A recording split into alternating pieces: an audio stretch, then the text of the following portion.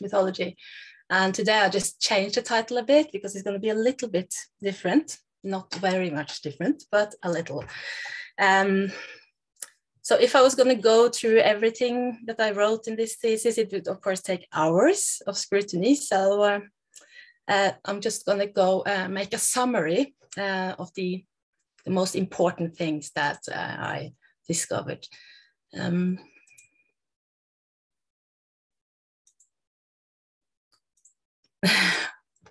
All right, I'm not. All right. Sorry about that. So I have to move this here. So yes, when I speak of a maiden, it is because the maiden in question is always in these sources, in the Edda poems that I'm referring to, always described at some point as a mær or may, which means a maiden, and that means not a virgin, but a young and or unmarried woman.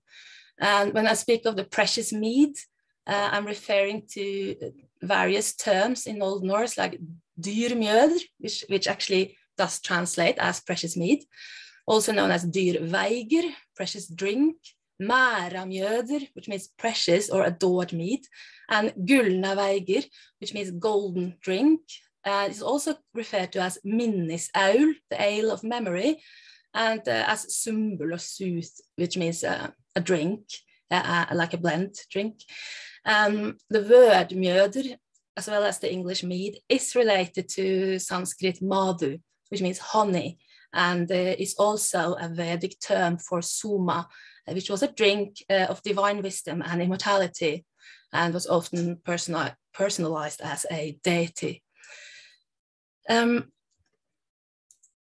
My most important discovery in this work is an underlying structure of themes found in many of the stories of the Edda poems, and the structure comes in 7 points. It begins with a vision quest, or technique of ecstasy, or ritual death. I'm sure you could call it different things. That was what I called it back in 2004, the vision quest. The second stage is the vision, usually of the quest to come and of the maiden. And then the third stage is a descent into the underworld or the other world. And then the fourth stage is trials or teachings while dead or while in the other world. And the fifth stage is the consecration, which often also comes with teachings.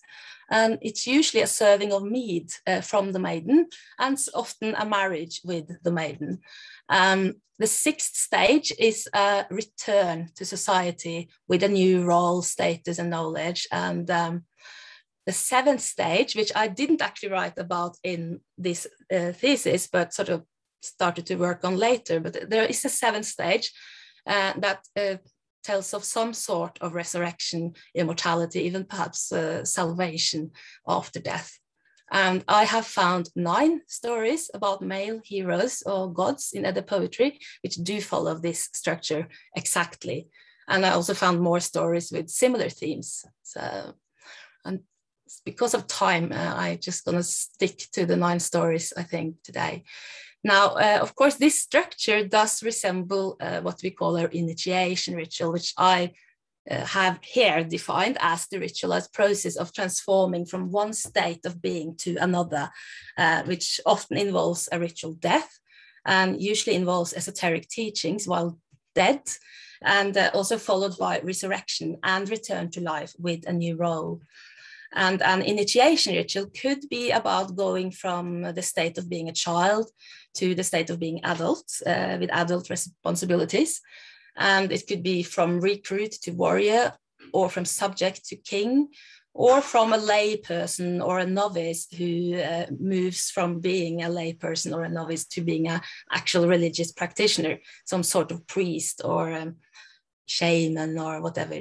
And it could also be about going from being ignorant of certain esoteric doctrines in certain religions and therefore mortal in the normal sense, to become knowledgeable and in possession of these esoteric doctrines, which usually in such stories tend to be about immortality or salvation or resurrection after death.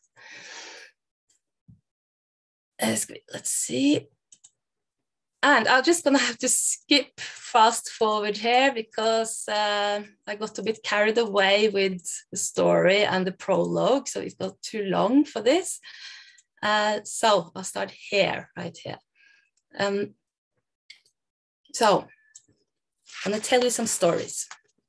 And I'm gonna begin with a story that I assume most of you are familiar with. I'm gonna tell it anyway. And this is the first of 9 stories. And this is the story of the precious mead and Odin's initiation and some more, but we'll get to that.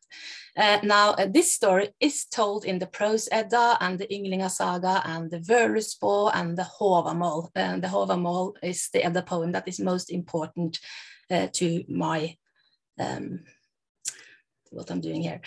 So, right, so. Once upon a time, there were 2 great tribes who clashed together. And there was one from the east and one from the west. The eastern ones were called the Æsir, and the western ones were called the Vanir. And the Æsir crossed the great river that divided east from west and fought for supremacy over the Vanir.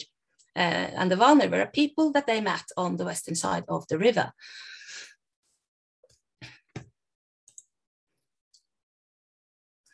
But there was a woman of the Vanir who went by the name of Gullveig, and her name derives from gull, which means gold, and veigir, which means a strong drink. And this is the exact word that is usually used in these stories about the precious mead, dyr veigir. Her name then means gold drink. And this mead is also usually described as golden. So I think this is significant. In any way, she was terribly treated, as you can see. She was hoisted on spears. That is, she was stabbed with spears. And this happened in the hall of the High One, which should probably be Odin's hall.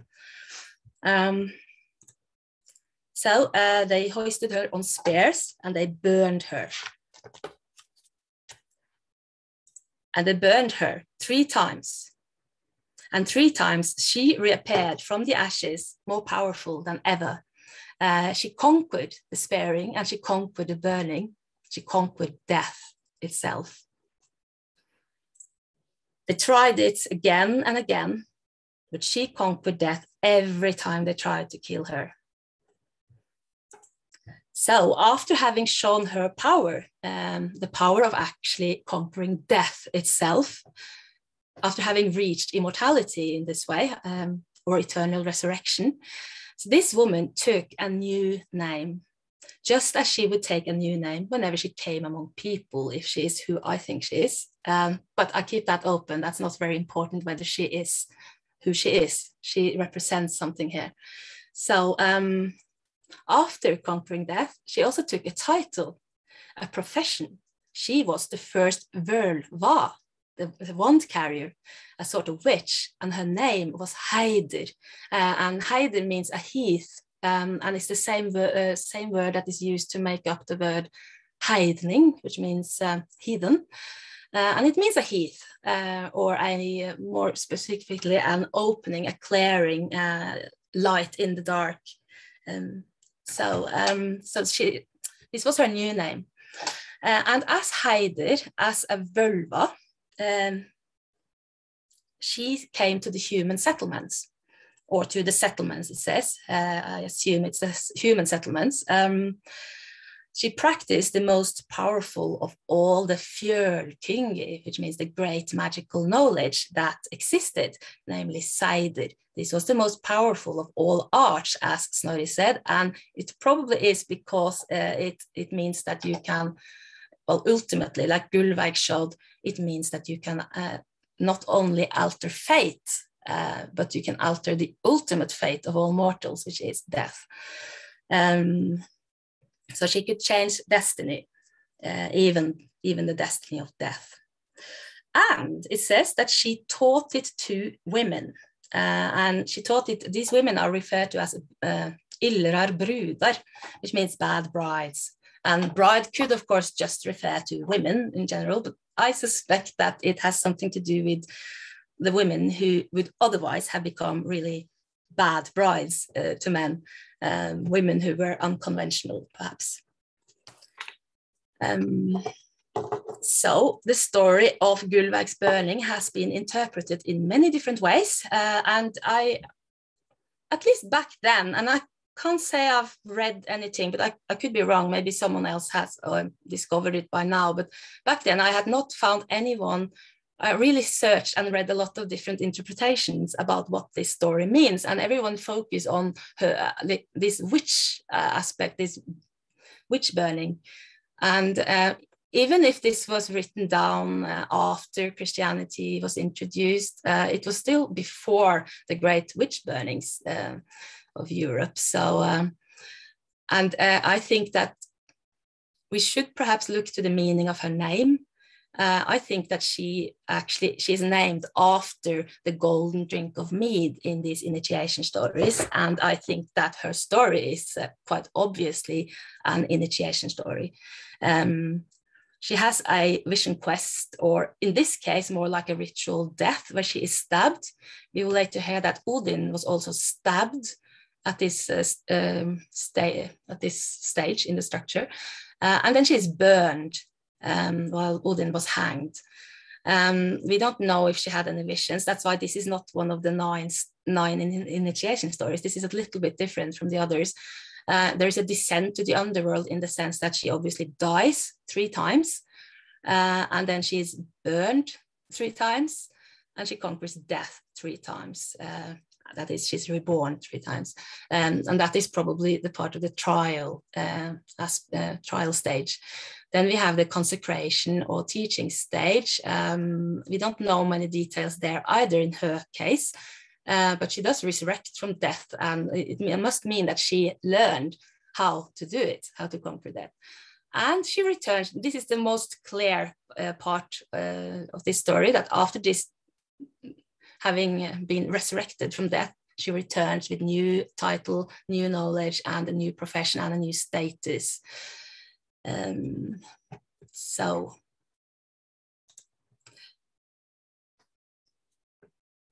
Now, it seems that the Æsir were watching this happening when Gullveig became Heither after dying and reviving 3 times, and I deduce from what happens later that they wanted this power for themselves, and maybe that was why they made truce with the Vanir. In the story, they make truce with the Vanir, and they meet out on a great field where they exchange hostages and take vows. So the Æsir invited into their midst 3 Vanir gods, Njörður, Freyr, and last but not least, Freyja. Her name means lady, as in a female sovereign. And she was also known as Vanadis, the goddess of the Vanir. And she was also described as a divine priestess, a blodgudja, a sacrificial priestess among the gods. And she was a great divine völva who could teach her powerful art of transforming fate itself away. Because as we learn in Ynglinga saga, it is said that Freyja was the first to know to let the Æsir know the art of Sigurðr, which had been known among the Vanir. So when she came into the Æsir, she taught them, and she taught. Odin was probably her best student because he becomes a great side master. So, but more happens. So when the Æsir and the Vanir agreed on this truce, and the Æsir received the company of these 3 wonderful Vanir gods, and besides could learn the art of Sigurðr from Freyja, they sealed the pact of truce and friendship by making a huge cauldron of mead together. And every god and every goddess from both tribes came together and spat into this cauldron. They spat perhaps their own divine spiritual essence into this cauldron. And then by their great Fjörkingi, their great magical knowledge, and through their Sigurðr and their powerful Galdrar, they gave this mead a human-like form. So this mead itself became like a human figure, like a god perhaps, and they named him Kvasir. And that probably means, it refers to fermented berries, the fermented berries that were used to make this drink, this powerful golden Veigr, the strong drink. And then when he was made, Kvasir was made, they sent him out into the world as a gift to anyone who wanted to know and become wise about things. So this was also the great age of the peace of wisdom, Frodafriðr. And this was a mythical time that people in the Viking Age may have dreamt about, perhaps, when there was peace, and honor and abundance for everyone, and when knowledge and wisdom was available to anyone who sought it. So if you wanted to know anything about the nature of the world, of fate, or anything, if you wanted to become wise, you could simply ask Kvasir. He was there for everyone. But then two dwarfs, two limited beings who thought that they were smarter and better than everyone else, they decided to kill Kvasir. They killed the embodiment of divine wisdom and knowledge. And then after killing him, they poured his blood, the mead, into 3 cauldrons. And his blood was the same golden mead that the gods had made in the first place. But now divine wisdom in the form of mead was not running free through the world anymore. It was monopolized. And the reason, they actually gave a reason, this priestly religious institution dwarfs, they did not think that anyone else was smart enough to ask the right questions anyway, and they wanted it all for themselves. Sounds familiar. But soon enough, the dwarves messed with the wrong people. And to make a very long story very short, the dwarves were drowned by their own cunning and the divine mead of wisdom. The 3 cauldrons were hidden inside a mountain called Hnitbergr. And I think this also could have different interpretations, but I read one that I liked by Svava Jakobsdottir, who suggested that it refers to Hnit, like, well, she translated it as a clashing rock mountain. And within this clashing rock mountain, the 3 cauldrons of divine mead were guarded by a giantess called Gunnlöd, the daughter of Suttungr. And one of the cauldrons, so there are three cauldrons, just as there are 3 water wells beneath the roots of the world tree. I added that because it actually refers to something I wrote in the prologue that I skipped because I don't have time for it. But I'll put it into a video or something later. But anyway, one cauldron is called Bodn, which means vessel. The second is called Son, which directly translates as atonement, like paying for something, like reconciliation, that you clear your conscience in some way. And it also means the same as blod, sacrifice. Now, the third cauldron was called Odrerir, poetry stir. Poetry stir is the common translation, I think. That's what I've seen the most. But it should be said that the Odr in Odrerir is the same as the Odr in Od in. It refers to poetry, inspiration, breath, spirit, ecstasy, all the different possible meanings of the word Odr. And it's also the name of Freya's lost husband. But I'll use the common translation poetry stir in this because it becomes too complicated. In any way, the mead itself could also be called the mead of poetry, the Odrerir, or the mead of memory, minnisaul, or simply the precious, sacred, or ancient mead. And as I said, Nitberg, Clashing Rock Mountain, has an interesting counterpart in both Greek and Vedic mythology, where the entrance to the underworld, where the nectar of immortality, or in the Vedic case, the soma, is hidden. And it consists of rocks clashing together. Suttungr, I've written here Suttungr means heavy with drink. It's actually, it could be interpreted as heavy with drink. But I think that it makes sense, but it could also mean perhaps heavy with sorrow.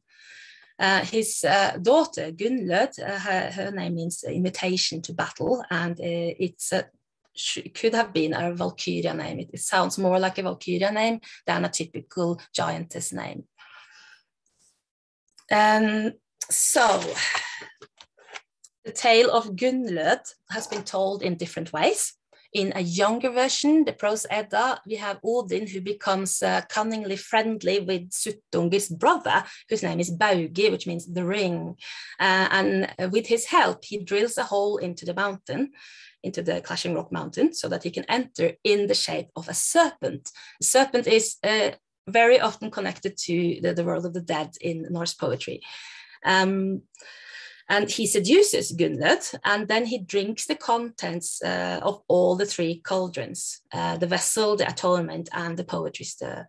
And then he escapes, flying in the hide of an eagle, and someone, especially giants in the hide of an eagle, but anyway, going in the hide of an eagle also has a lot of allusions to death or mortality.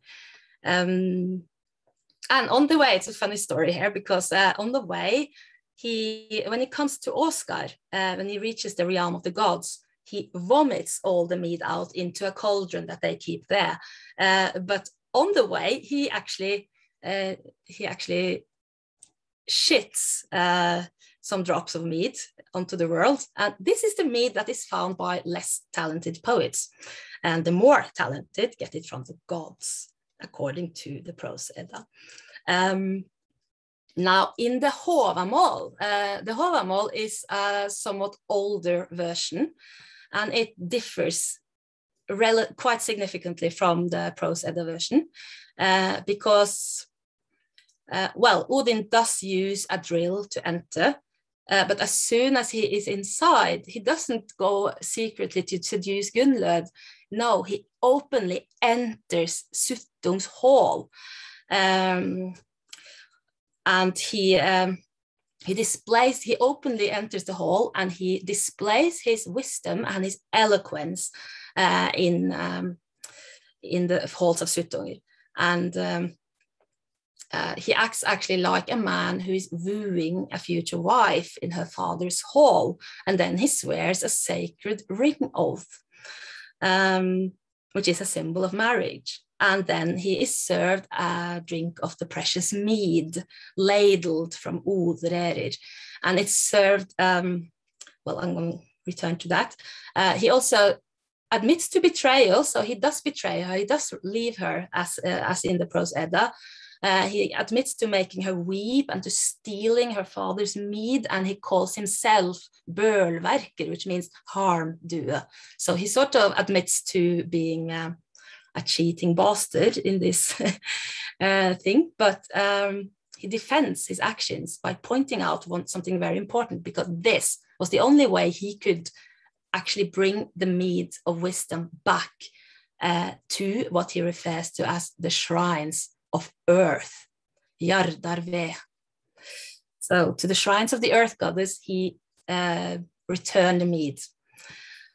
So, and because of his actions, he could also now sit by the well of origin and speak from the seat of the Thul, the seat of the sage, the reciting sage. And what then does Odin speak from the seat of the sage? Well, what follows what follows is several verses where he describes good advice given to the seeker until he reaches a point where he tells the whole story about his initiation into wisdom.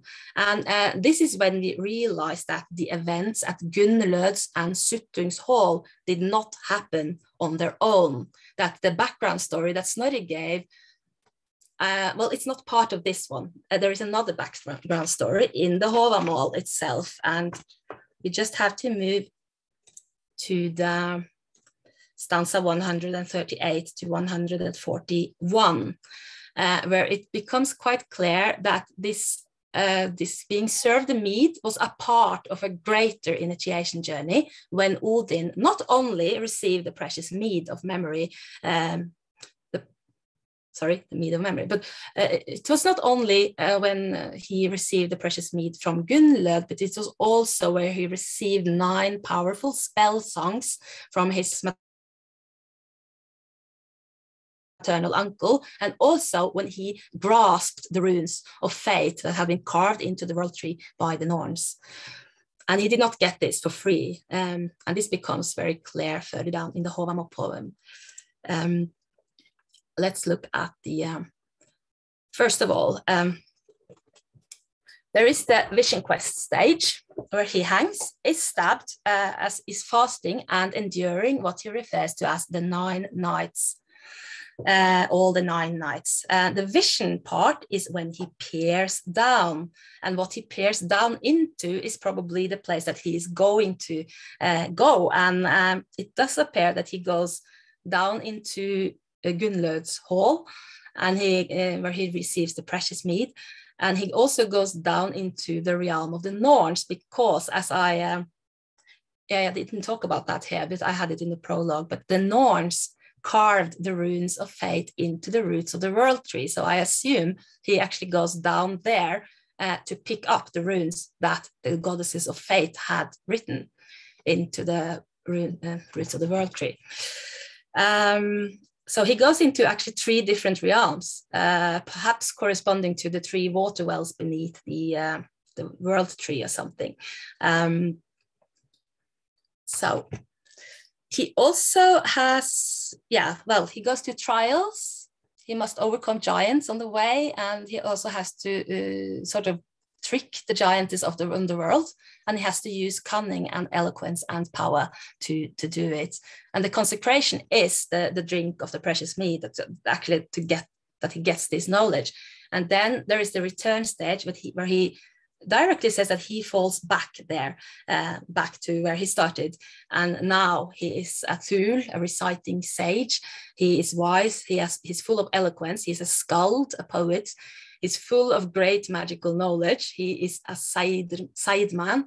It also says that he comes among gods and that he did not die. And I think it could perhaps refer to how he has also conquered death and now reached a divine state. Maybe this was how he came among the gods in the first place.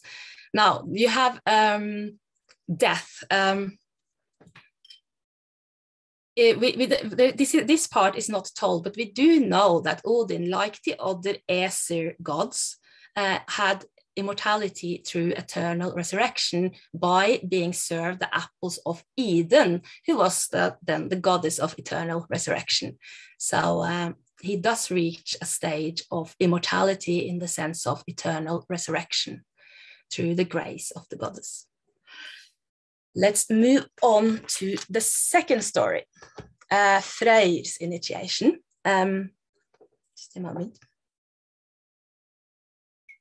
So after Odin had returned with the precious mead, I assume, and after he let it out into the shrines of the earth goddess once more, then Freyr, Freya's brother, also embarks on a quest involving both the 9 knights and the giantess who serves the precious ancient golden mead. So I'll go directly through to the here. Okay, the first stage is, well, I'll tell you the background story a little bit. One day, Freyr goes to sit in Odin's high seat, the lead shelf, And hlid could mean like an opening, like a peephole. So openings that you can look through. So this is a shelf from where you can look through. And what he sees are all the worlds of the cosmos, all the many different worlds. And he sees right down into some sort of giant underworld, where he sees a giant maiden called Gerdir. And her arms, they shine so much that they illuminate the air and the sea. And this would be the vision stage of the story. This is what he sees. And now he wants to go there, of course. That's how it always goes. But he doesn't know how to do that. So Freyr weeps with longing. He's very emotional god. And he complains that the sun does not shine upon his desire. And the other gods would never accept this match. So, but Freyr's stepmother, Skadi, she urges Freyr's servant, whose name is Sigurðr, and that Sigurðr could mean the illuminated one, the shining one, perhaps. And she urges him to help Freyr. And Sigurðr is, I will explain why, but he's probably a human being who is a servant to the god Freyr. And he asks Freyr for divine gifts that will help him cross the dark and steep paths and the flickering flames of the underworld. And Freyr grants him these gifts. So Sigurðr goes, he travels, he takes the descent on behalf of Freyr, in a quest to woo the maiden for his lord. Freyr grants him these gifts, his horse and his sword, both of which would protect him from the giants of the underworld. And to make another long story very short, Sigurðr descends the dark and slippery paths, and he escapes the barking, blooded hellhounds on the way, and he rides Freyr's magical horse and wields Freyr's magical sword. And he goes into the underworld, the world of the dead, it turns out, where a herdsman stops him and declares that since Sigurðr, you're not God, you're not an elf, you're not dead, and you're not even dying. So you don't have anything to do here. So it's quite clearly described in so many ways, like Hel is described. So this is the underworld. And this is the descent stage of the story. So we come to the trial stage, which is where, he has to first convince the maiden to open her hall to him, because he can't cross it unless she wants it. So when she hears him, she hears that he's different from all the dead and dying people that she probably hears every day. She hears that he's resounding more than everyone else. So she invites him into the hall, and then he has to display his wit, his eloquence, and his magical power. And this is also a long story that I have to just cut very short. In any case, this is the trial stage where he has to prove himself, prove his abilities. And when he has shown his ability to throw curses at her, she suddenly agrees to marry Freyr and offers him a cup of mead. Take this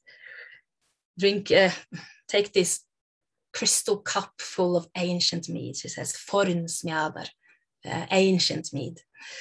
And then Sigurðr is, of course, very happy, and he doesn't. Well, it doesn't say that he drinks, but he asks her, when are you going to marry him? And then she says quite slyly that I'll marry him after the 9 nights, when he can reach me in the breezeless grove of Barri, the breezeless grove of the conifer. And breezeless, I don't have time to go into this here, but I've been writing about it so many other places, but wind, breeze, it's usually a metaphor for mortality and death in these stories. So wind shielded and breezeless probably refers to a state of immortality. So So when Sigurðr returns with this message, Freyr starts to weep and wail again, because how on earth is he going to survive the 9 nights? These are probably similar to the 9 nights that Odin endured when he hanged, fasted, and was stabbed for 9 nights. So so the consecration stage of the story is the drink of precious mead, of course. And Sigurðr learns how Freyr can get her. And he also returns to society with the gifts of the god that Freyr had now lost. That's why Freyr is going to die at Ragnarok, because he gave these gifts away to his servant. The death. Also, yeah, we could add that Freyr, at least in the Ynglinga saga, as Josh pointed out, there is a difference between the Ynglinga Tal and the Ynglinga saga. The Ynglinga Tal is the very old one, and Ynglinga saga was written a lot later, and it does say that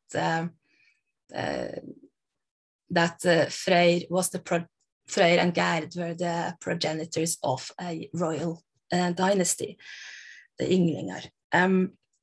Anyway, in death, we must assume that he could reach immortality in the breezeless, the deathless grove, in union with this maiden. So let me tell you a third story. Let's see on the time. All right. So in the Edda poem Hyndluljóð, the goddess Freyja acts as a spiritual mentor to a young man named Ottar, and the goddess acts as a völva of great power. But she seeks out a giantess, Hyndla, the she-wolf, who is also a völva of great power. And Freyja calls her sister and invokes her and wakes her up from the darkest depths of darkness inside the rock caves of the underworld. So this story also involves a woman, a giantess, a wolf-riding giantess, who offers secret and hidden teachings of the underworld.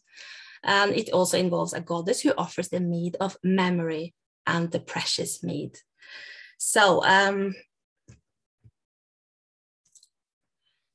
to go through the stages, first of all, the vision quest stage is when Ottar actually sacrifices a boar to the goddesses and colors the altar red with blood. Then he has something like a vision when the altar suddenly turns into crystal and the goddess Freyja appears. And then there is a descent when this is getting more and more psychedelic, because Freyja merges Ottar's spirit with that of the dying sacrificed boar. A boar being her typical steed when not driving cats.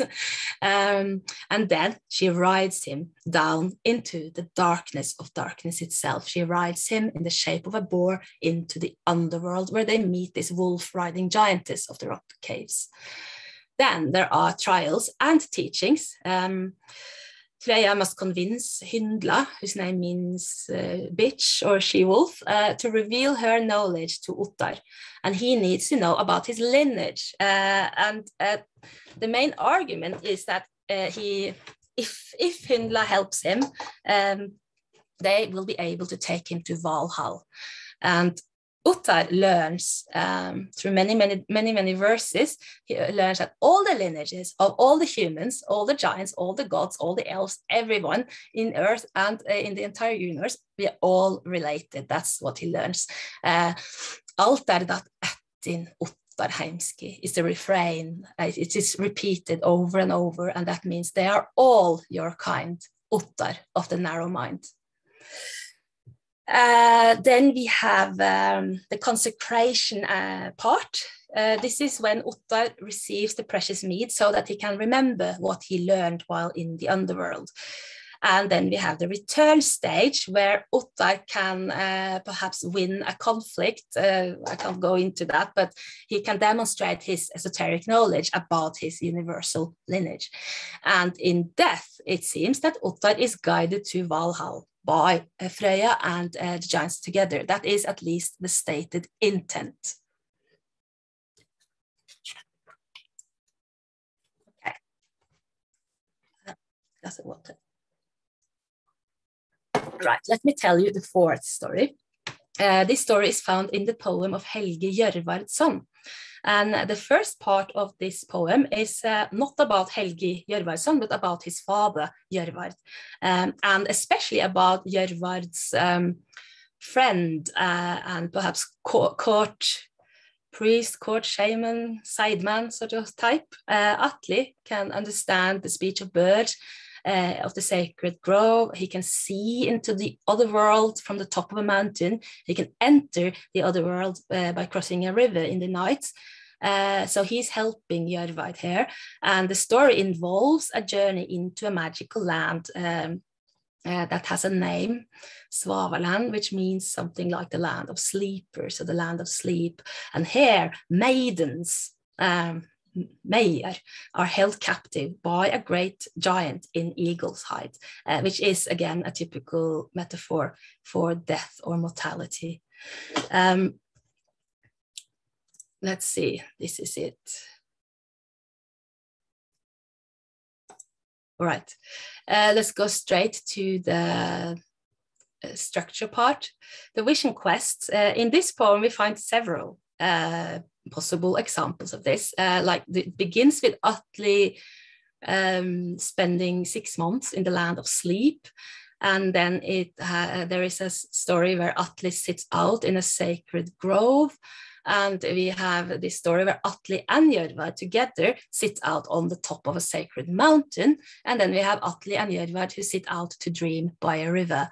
Then we have a vision part where Atli understands the speech of birds in the grove, and they tell him of a golden maiden held captive in the land of sleep.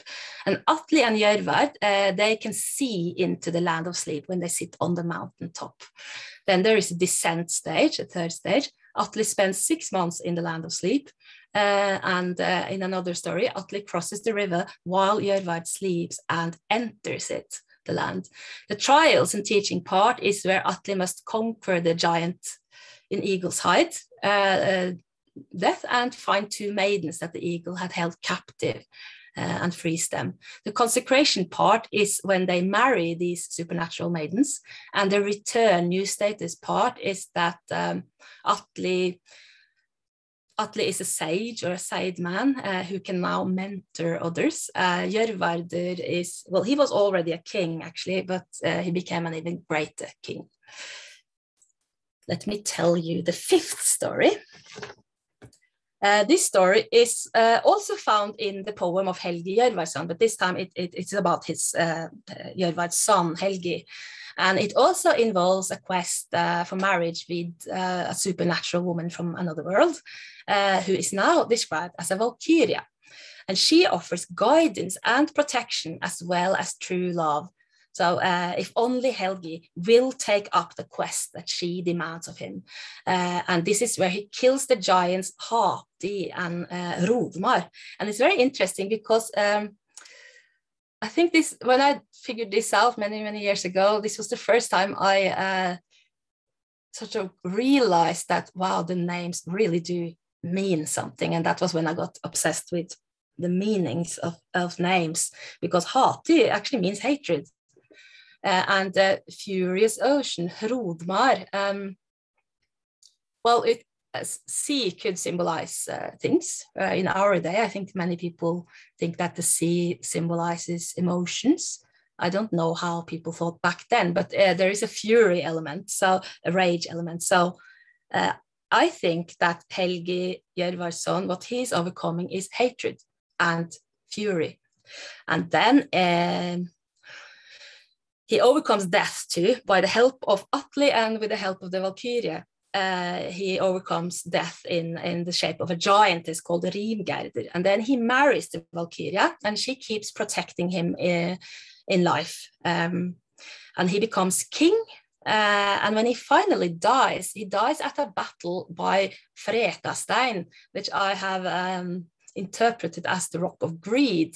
And it does make a lot of sense if you think that he has to overcome hatred and rage, but then he has to overcome greed, and he loses that battle. And for this reason, he dies. And what actually happens in the end of this poem, it's another interesting one. It says that he and but he and his Valkyria are reincarnated, enderborn.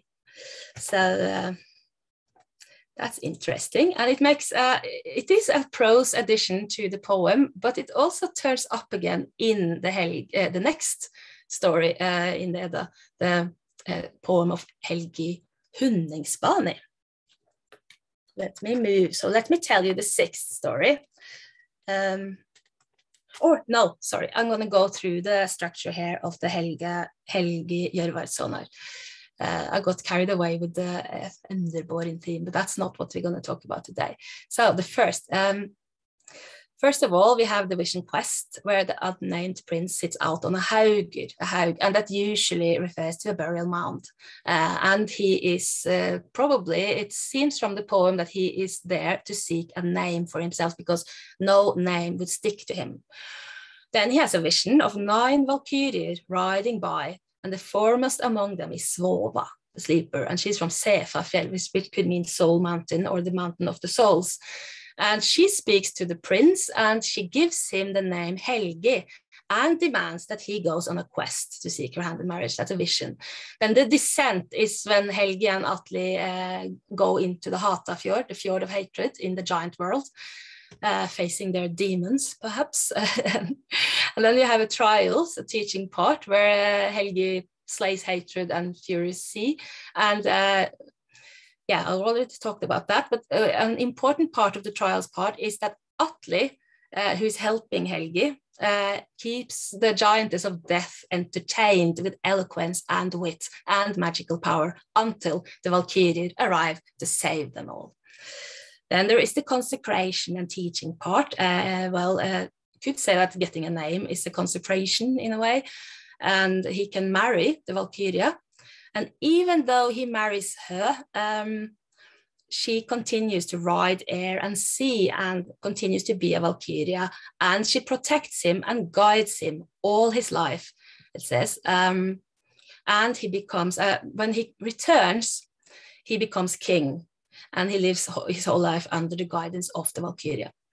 Now, in death, Helgi dies by the Rock of Greed, as I said, and his Valkyria probably joins him, and they are both reincarnated, according to the next poem, which is the initiation of Helgi Hunningsbani, the sixth story. So this story is found in 2 different but very complementary Edda poems about Helgi Hunningsbani. Here, there is a Helgi Hunningsbani who is named after Helgi Hjörvarsson, and Svofa, who is perhaps reincarnated as the Valkyria Sigurðr.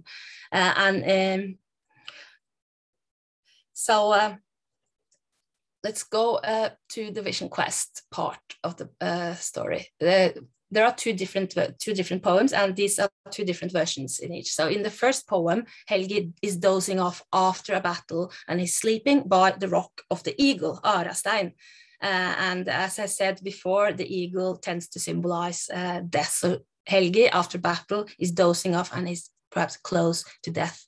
Then and in another, the second one, he and Helgi and his men butcher a lot of bulls, and then they eat the raw meat and they cover themselves with blood. So this probably induces some sort of ecstasy. Then there is a vision, and this is the same in both stories, or more or less the same.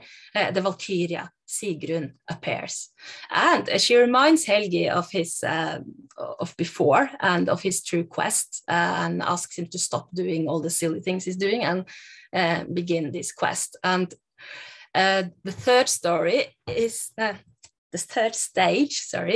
Is the descent into the underworld, when he must enter the realms of giants.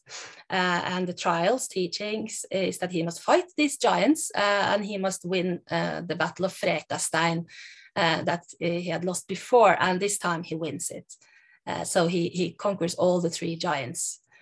Then the consecration part is when he marries the Valkyria, and she continues to ride air and sea. And then there is the return, when he becomes king, when he gets a new title, And his king, he is a king who's always protected and guided by his Valkyria. And then there is the death part. When he dies, his Valkyria bride comes into his grave and she shares the precious mead with him, MariaKvilhaugMaidenwithmead, and he can go to Valhalla. Let me tell you the seventh story. This story is also found, this is found in several Edda poems, covering the life and death of Sigurðr Fafnisbani.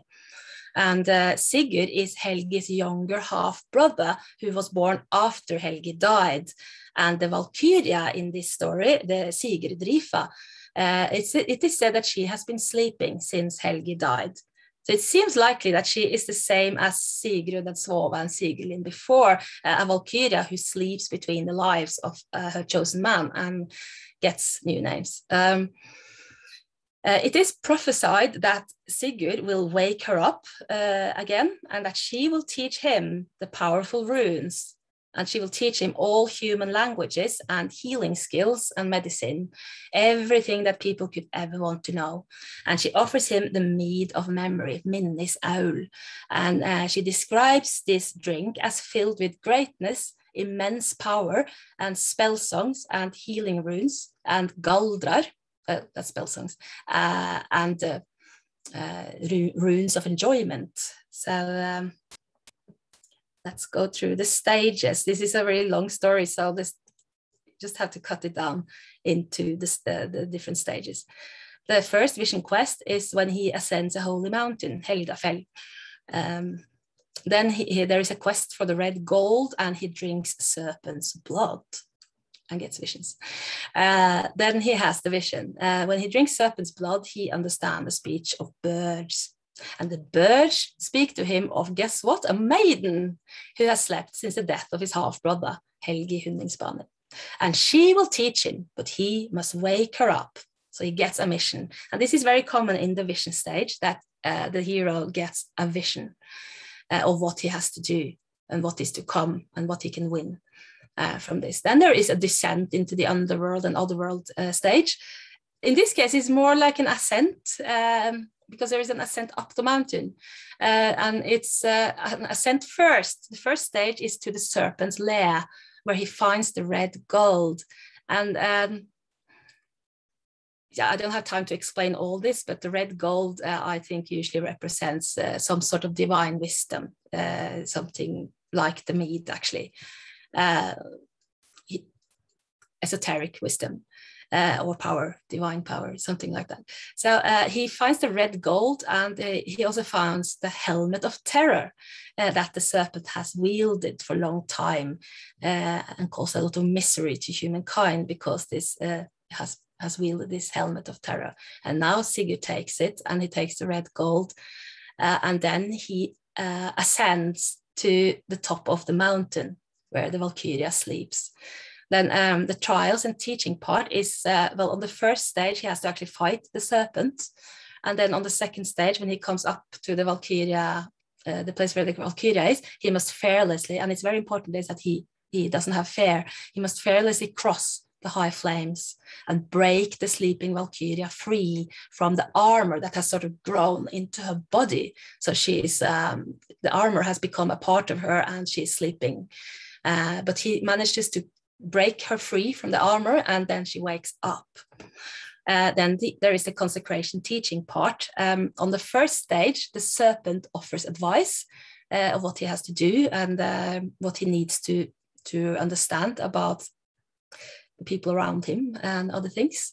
And on the second stage, you have the Valkyria who awake offers the precious mead of memory, minnis aul, and she teaches him about the runes, about where they came from. She gives even some more specific information about Odin's initiation, and she teaches him about healing and about languages and many other things. She gives him a lot of counsels, and then he rides down the mountain and returns to society with a new role, where he can marry a princess and become king, and he's also a sort of sage, wise king. He can speak to birds, he can shift his shape, all that.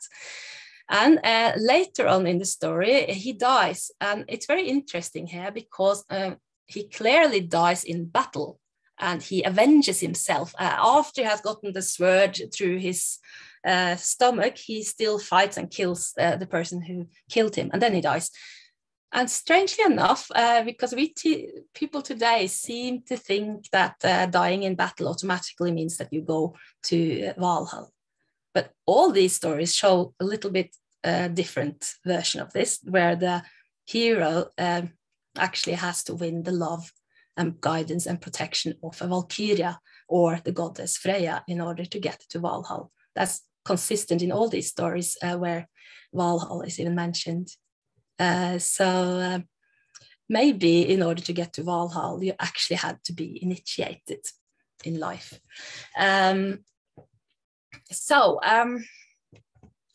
Yeah, because in death, this is when the Valkyria, now with a new name, because of a long story that I can't even tell here, she drives into hell and she saves him from the ogress of death. And the intent is that they shall be together in peace for all eternity. So let me tell you an eighth story. It is the story of Gunnar, who is Sigurd's brother-in-law. So all these stories are sort of connected, either through someone knowing each other or like first Frey sits in Odin's seat, and then you have, well, anyway, I can't go through that now. It's too much. But let's go through what I have here called, the failed initiation of Gunnar. Yeah, this is a very tragic story. The eighth story is about a man who actually doesn't make it. He has too much fear in his heart to enter the flickering flames. But it does contain all the stages. There is a vision quest where Gunnar rides the holy mountain, and there is another one where he seeks the groves, later on when he seeks the groves and listens to bird speech. This story goes over a lot of different poems, so I don't have time to go through exactly everything. The vision is first, when he rides the holy mountain, he sees the flickering flames that surround the Valkyria. And in the second stage of his initiation, which happens later after his first failure, he does see his own imminent death. Then there is a descent into the underworld, the other world. This is when Gunnar fails in the first stage. He is too fearful to cross the flickering flames. And there is a long story here about how his mentor, his brother-in-law, Sigurd, who earlier went on this journey, he helps Gunnar to deceive people and deceive the Valkyria. He actually changes his shape into looking like Gunnar, and he enters, he goes through the flames himself and sleeps with the Valkyria for 3 nights. While Gunnar is sitting outside and waiting. And then they return and everybody thinks that he has won the Valkyria, and the Valkyria thinks so too. And the long story short, this is why Sigurd is finally killed a bit early in life, because he did the mistake of deceiving, he was very kind, he tried to help Gunnar.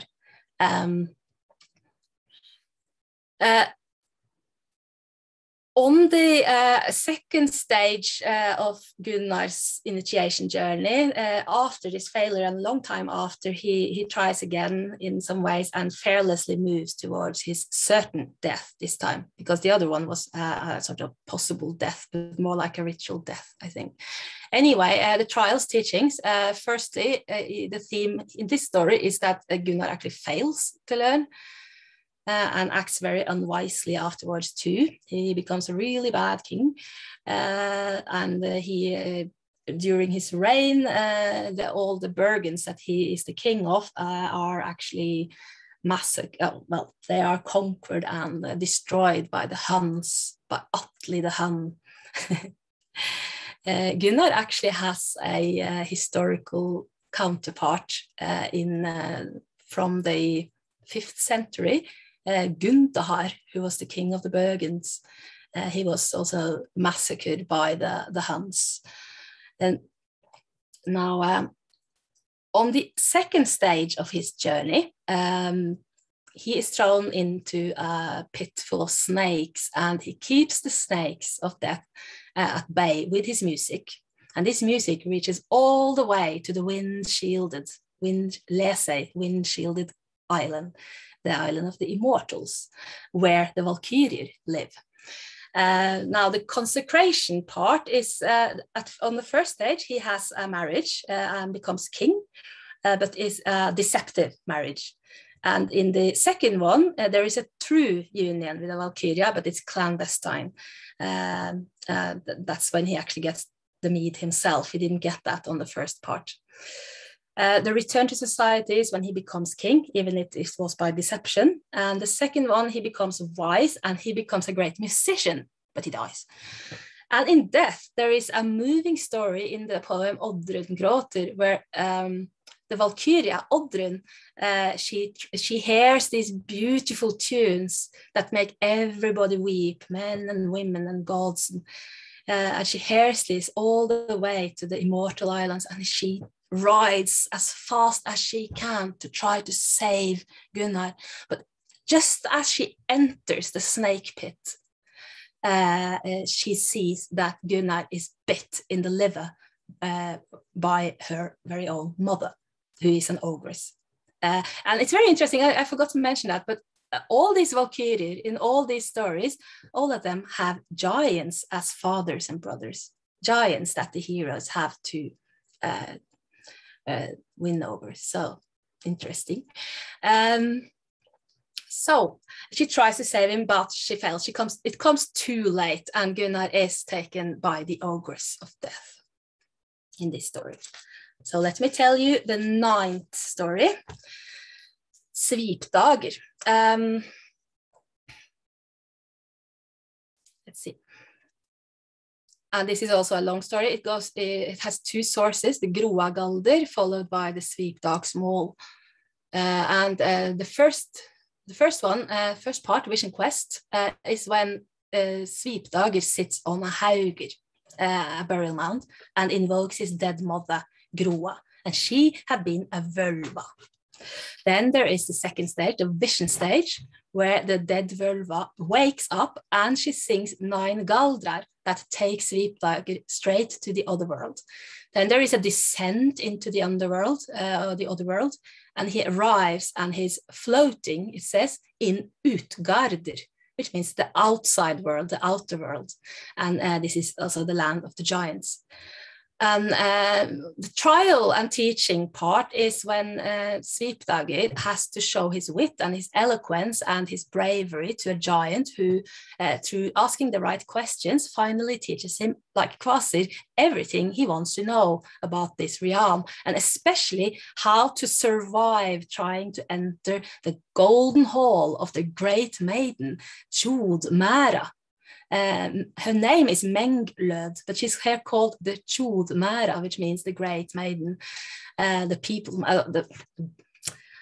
great maiden. And then we have her name, Menglöd. I have written here, this is also Svava Jakobsdottir's interpretation, and I really agree with this because it does make a lot of sense, even if it's not absolutely certain. Some people have thought that the man part in her name is the jewel, like Brisinga man of Freya, the man, and Glöd is supposedly happy, but it could be that it comes from menga, to blend or mix a drink, and löd, like in Gunnlöd, an invitation to drink. In any case, whatever her name actually means, she is specifically stated to be the ruler, the lord. It's even used in masculine terms, but she is the lord. No, it's not. Sorry. Anyway, but she's said to be the one who rules the outer world, the Utgard, and the one who rules the golden realm where she stays. And inside this state, the golden place that she stays, there we find the Mimameider, the tree of memory, and there we find Lyfjaberger, the mountain of medicines.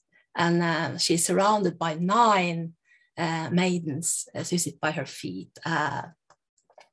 while she is dreaming, waiting for her man to come and wake her up, just like in the Valkyria stories. The consecration, this is one of the this is the one story where there is no mention of serving the mead, except perhaps an indication in her name. But it is said that the fylgja shall give him the kiss. So she refers to herself, Menglod, in this poem as the fylgja who gives him the kiss. And he learns, what he learns then is that he has always belonged with her, but he had forgotten about their true union, that they had always been married. He has forgotten about it because he was lost so many times on the windy path. And I interpret that because of what wind seems to mean in all Norse poetry. It means his mortality. So he forgot about their true union. The return, and this ninth story is the story where he doesn't return to society. He doesn't become a sage or a king or anything like that. He actually stays there by the mountain of medicine, by the tree of memory, with his beloved fylgja, the ruler of the giant world. And this is probably also the death theme. It is actually stated in the end of the poem about their death, that while others must strive and live and die, Sigurðr and Menglod may dwell in peace together for all eternity. So what time is it? All right.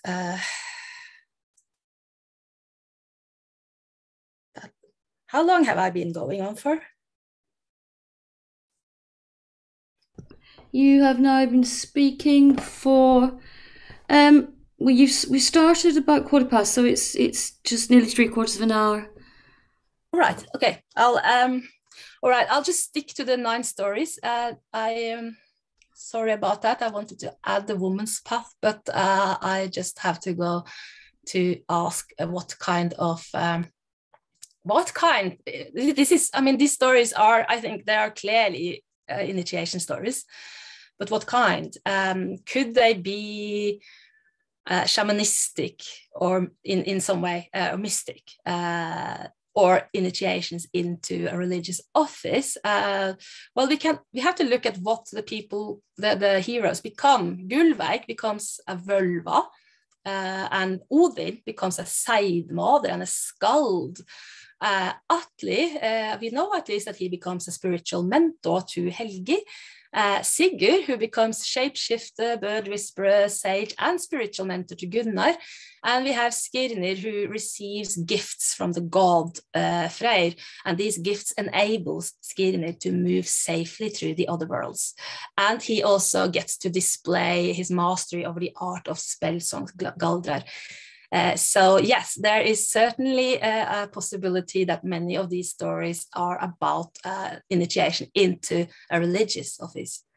Then, of course, many good cases have been made about this being about kingship, and since there is always a theme of marriage and trials, it's probably related to sacred marriage. And this is true of Helgi, Hjörvarsson, Helgi Fafnisbani, Sigurd, and Gunnar. They all become kings in these stories. Then there is a theme of salvation after death, similar to what we find in ancient mystery cults, where Svipdager, he reaches freedom from suffering and death in the arms of a maiden. Sigurd is saved from hell by his Valkyria, and they will also float together in peace forever.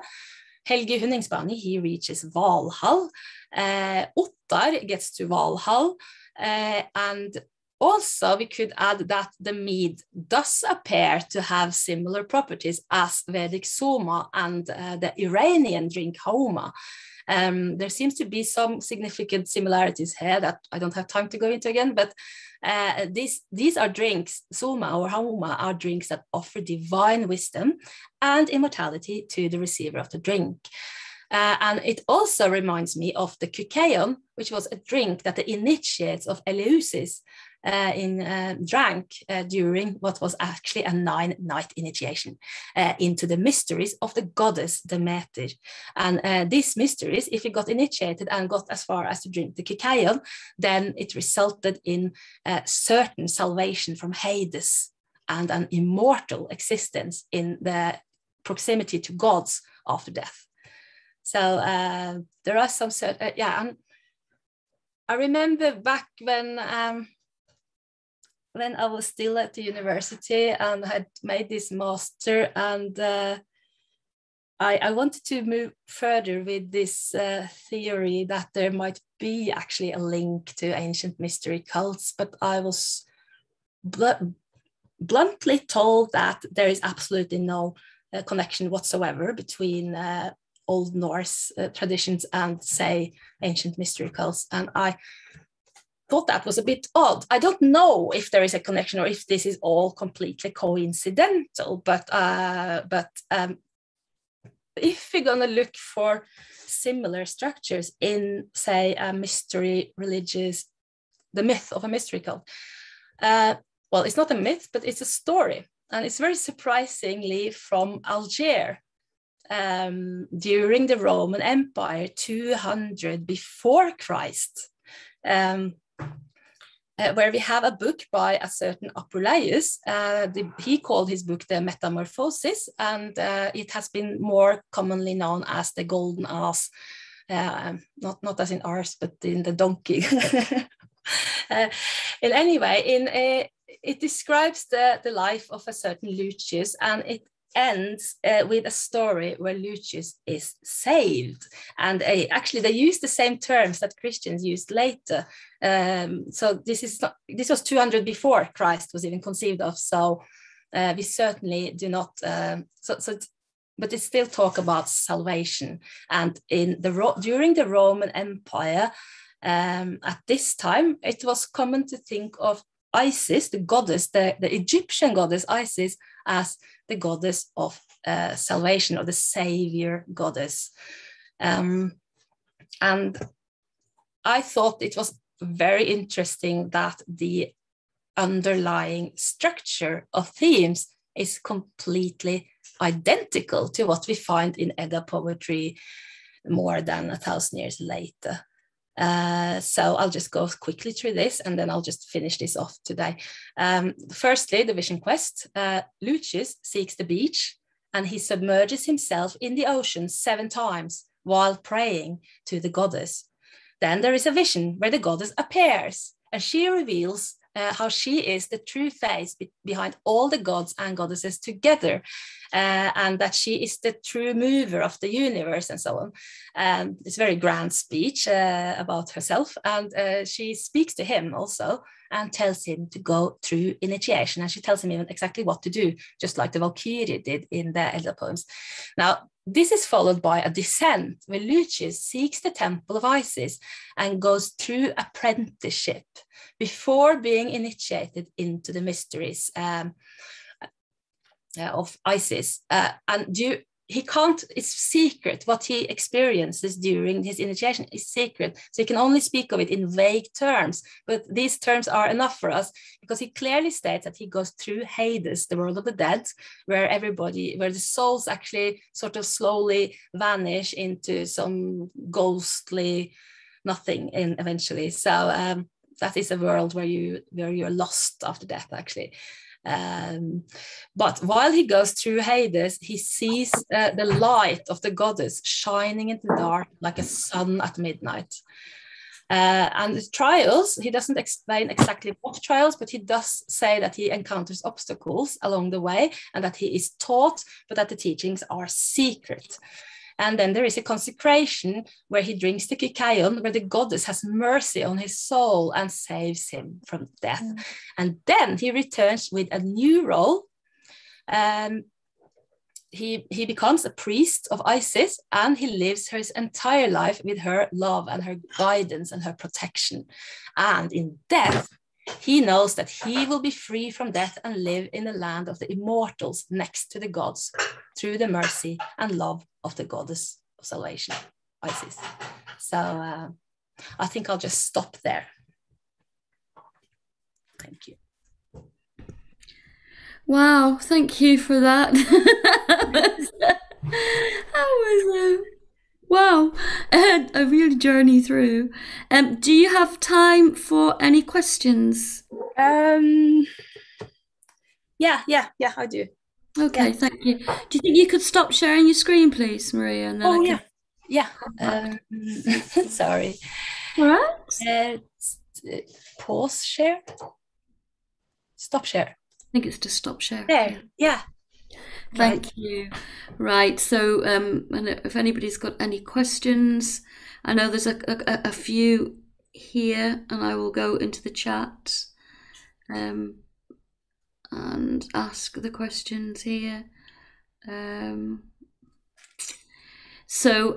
from Stina, Freya's proposal is rejected 3 times. Is there any specific reason for this?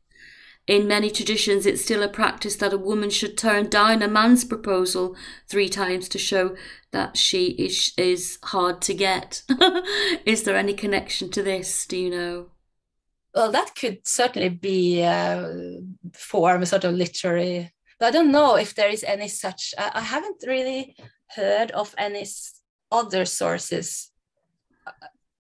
I can't really think of any other sources where this is the theme. But we can't really outrule that, but it could mean something else too, because what he's trying is that he's trying, I look more for the content, like Sigurðr is trying 3 different methods of trying to convince her, and like he's offering her all sorts of gold and nice, things, riches, and she's like, I have all the riches I need, I don't need that, and he tries to offer her, he tries to threaten her with death, and she's like, no, I don't fear death, when she lives in hell. And then he tries to curse her, and then he shows his ability to throw a lot of galdrar, and I think most people are actually fooled by the fact that he says all these horrible things to her, this galdrar, and then she's like, all right, yeah, here we have the precious mead from the yeah. But actually she is like, yeah, all right then, lads, take this precious mead, and know that Freyr has to actually go through this initiation himself. Sorry, he has to actually go through the 9 nights. So fascinating. Yeah. I can't believe that you were told straight out that there was no connection to mystery cults. That's just... Well, this was back in 2004, and I'm not saying that everybody. I remember I was going to work. I was part of a group of people who were going to do a bigger study about these connections with ancient religions across Europe and the Middle East. And I was invited to partake in that after I wrote this thesis, but they didn't get the support. And when I then applied, they told me that because it is a very unpopular idea right now, back in 2004 at least. And then I tried to apply, and I was told, I actually got a written statement that seemed like written by someone who was really annoyed by the very idea that there could be such a connection. That's really interesting. Yeah. Well, I'm not saying that there absolutely is such a connection. No, you were talking. No, it's worthy of studying. It's worthwhile to study it, because this what we found in Apuleius 1,200 years before the Edda poems were written down is exactly the same structure and the same theme and even the same results. So it should be, I think it's worthy of scrutiny. It is worthy of research. That's really interesting. Phyllis asking, does the word for reincarnated at the end of the Helgi poems ever get used to describe what happens when people go to Valhalla, or is it a different word? It seems to be a different word. Enderborin means born again, or I think it's also, we have Afterborin, which means born after life. In these stories, we don't have many sources about reincarnation, but in these stories it just says that they are reborn, and then we even get the stories of their next lives and references to other names that they also had in stories that are lost to us. So, right. Yeah. And is that word used anywhere else? She's asking. Where else is that word used? There is a story. I don't remember which saga it is, but it is a story about Olaf the Holy. I'm not sure if it's Olaf the Holy in Heimskringla or in the Flateyjar book. I just don't remember right now. I can look it up later. But there is a story where Olaf the Holy, before he died and became holy, and also before he was a Christian when he came and tried to become king of Norway, but he was probably not very well educated in his own religion, because he had obviously stated that he had been, he was Enderborg, he was Olaf Geistad Alf Enderborgen. He was the reincarnation of Olaf Geistad Alf. And then he says Enderborgen. But then in the story, Olaf later says, no, I don't believe in that heathen thing. So he basically says straight out, but this is a Snorri or Flateyjar book. I really can't remember which one, but he does say that only heathens believe in reincarnation. So it's not a good Christian thing to believe in. And in the Edda poems, it is written in the prose that this is just something that women thought about. Dismiss it as women's thing. Yeah. So, Per, you have a question to ask. Do you want to? You've got your hand up. Do you want to ask your question? I don't know if you can hear me. No, I doesn't seem to be able to. Alex, is that still your hand up from before? Have you got another question? I've got another question. Okay, then. Can you try and make it brief, please? Because we're short of time for Maria. Questions, yeah. Well, big fan. I was exposed to your work, I think, like pretty early in my quest with heathenism, probably like in 2009 or something, 2008. And so it's been a foundational bias going into studying in Maiden with the Mead as a theory and a formula. And so most of my areas of interest have sort of evolved from your work in that way. And so I had read like a lot of the stuff that was presented, but I've always had an interest in the runes, and the runes show up in a lot of the texts that you've presented as well. It's like almost like part of the formula that they receive poetry or runes or spiritual teachings. And there's an analysis of the beverage that comes up that is really interesting to me. The might of the earth, the cooling sea, the blood of Son, which I interpret as the cauldron. A lot of people interpret it as the Yule pig. Wait, I didn't hear. Could you repeat the last sentence? A lot of people interpret the blood of Son to be the blood from the Yule sacrifice, whereas I tend to use Snorri's interpretation of it being a metaphor for poetry. Son, yeah, like a Son, like the liquid of Son, not just the word itself. So in reference to the cauldron. It is. Oh yes. It's a name. The Son is used as the name of one of the cauldrons. The meaning of Son is well, it does mean sacrifice, but it directly means atonement. Well, something that comes up is it comes up as an ingredient in the ale of memory. It's one of the three ingredients. Yes. Oh, that's really interesting. The one I have to go to actually. I was going to talk about this A Woman's Path slide that I had about Gudrun. In the second poem of Gudrun, altså Gudrun Arkvida Ønner, Gudrun receives a drink from her mother, and she says that this drink was strengthened by the power of earth, by the cold sea, and by the blood of the atonement, the blood of Son. Right. Is that the one you are referring to? That's precisely it, yeah. And it's exactly the same formula that is being used in the Hyndluljóð when Hyndla explains how Heimdallr was born. Now Heimdall, I think it's significant that his name means actually world, the dazzling great world. And he was born in the beginning of time and by these 9 giantesses. And he was strengthened exactly by the same thing, by the power of earth, Sigurðr and the cold sea and the blood of Zoom. Of the atonement. So it's usually,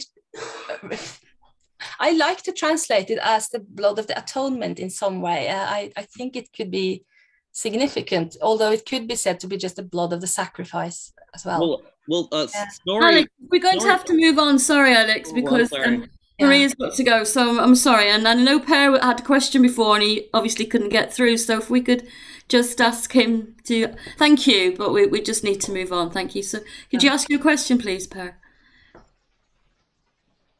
You're on mute, I'm afraid.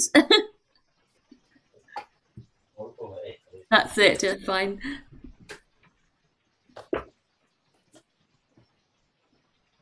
No, sorry, we can't hear you. All right, I can answer questions on, I don't know, Facebook. Yeah, I think Maria has to go, but if we could. Yeah, I know I'm also going to make a more in-depth video about the same thing. That would be really good, thank you. I know there was only a couple more questions there. So I actually have to go. If you can find it, just read the questions that were there, and then don't mean now. I mean when you've got the chance, and we can. Yeah, I have to go. Thank you so much. Thank you so much for doing this, and we'll speak to you again soon. And another virtual applause, everyone. Thank you. Thank you. And I'll make sure that anybody who bye. Oh, I had to take host back. You need to give me host back. Oh, host back. Yeah, I made you host, so you need to return the host to me. Oh, okay. I am pinned her, so. How do I do that? You just you click onto my name, and then it goes to more, and where it says more, you make me host. Okay, where are you?